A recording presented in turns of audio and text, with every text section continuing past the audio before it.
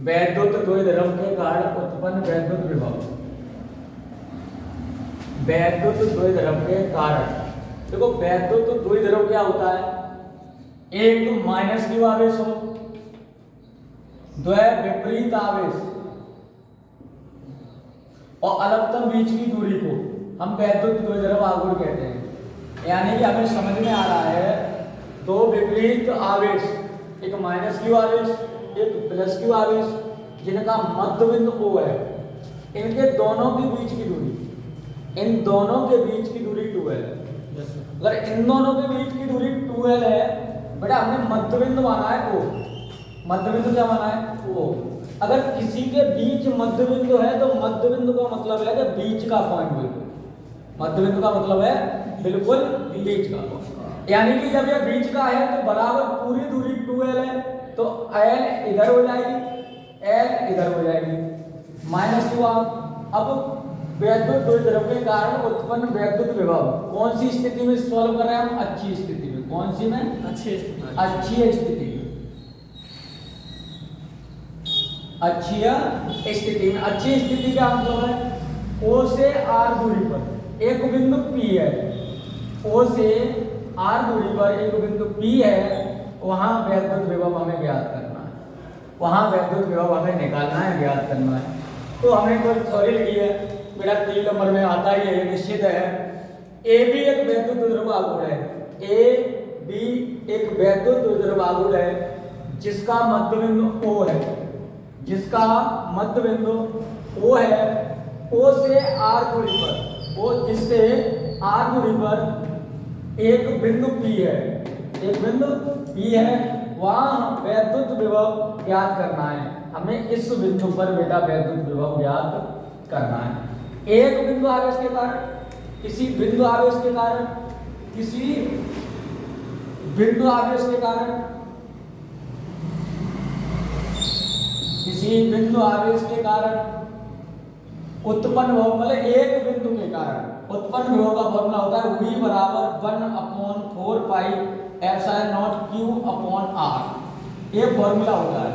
अब समझना, एक बिंदु यानी कि माइनस Q है, हमें यहां से यहां तक दूरी भी ज्ञात करना है बेटा। समझना, मध्य बिंदु की दूरी यहां से लेके यहां तक की दूरी R है, हमें ज्ञात करना है यहां से, तो यहां तक की दूरी कितनी है बेटा? L।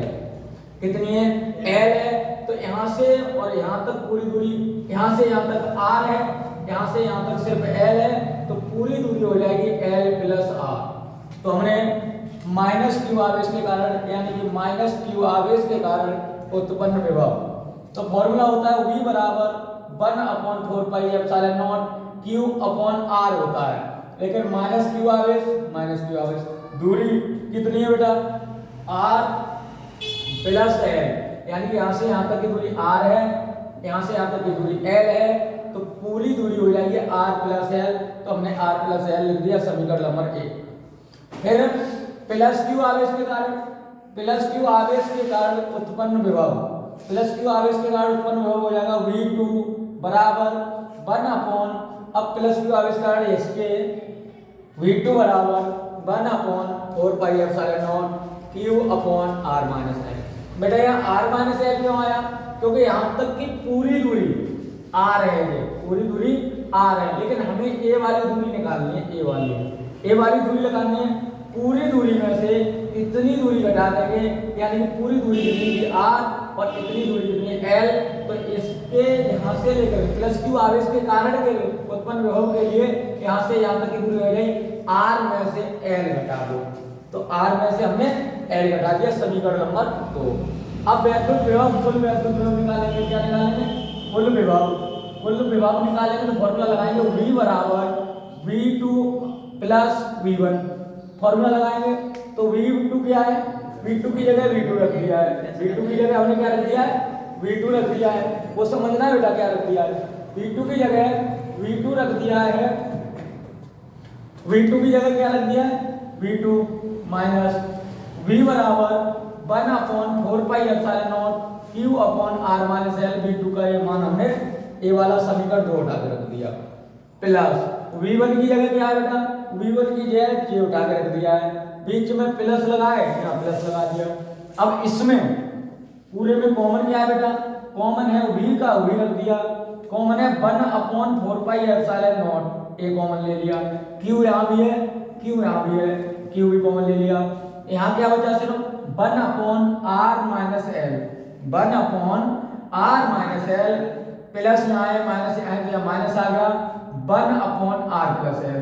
अब बेटा हम फ्रैक्शन करेंगे, फ्रैक्शन कैसे करेंगे, r minus L, r plus L, दोनों हमने एलसीएम ले लिया, दोनों को क्या ले लिया, एलसीएम। एलसीएम भी ऐसे ही लिया, एक कोष्टक में a माइनस बी, एक कोष्टक में a प्लस बी, एक फॉर्मूला होता है A square minus B square equal to एक कोष्टक में a प्लस बी, दूसरे कोष्टक में a माइनस बी।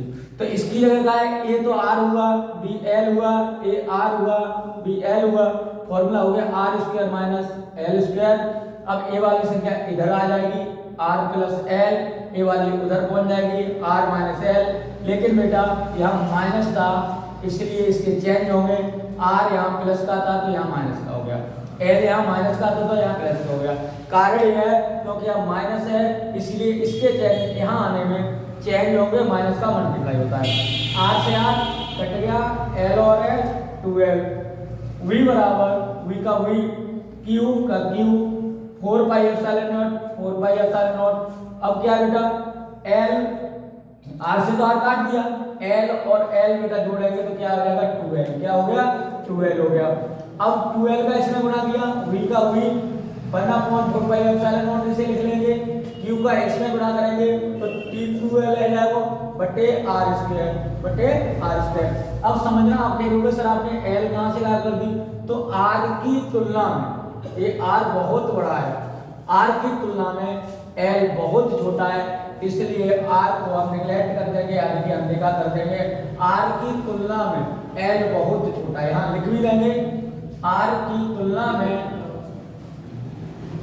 l बहुत छोटा है, l बहुत छोटा है। मेरी बात सुनिए, उम्मीद है ये पूरा और इंटर में ये बहुत इंपॉर्टेंट पोर्शन है जो आता है। एक बात बताएं,